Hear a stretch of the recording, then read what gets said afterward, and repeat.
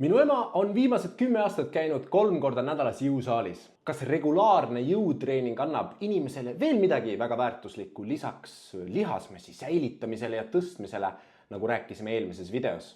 Esineb selline asi nagu osteopeenia ja osteoporoos ning me kõik liigume vananedes nende suunas. See tähendab, et inimene kaotab vananedes luu mineraaltihedust ja see viib välja luu hõrenemiseni.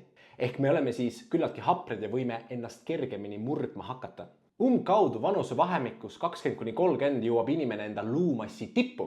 Sealt edasi algab langus. Tipp, kuhu sa jõuad, on madalamal ning järgnev vanusest tulenev langus on kaugemal alla, kui inimene ei ole kehaliselt olnud aktiivne ja regulaarselt treeninud.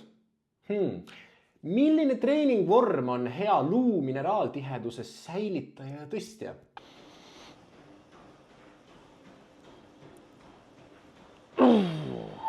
Jõutreening.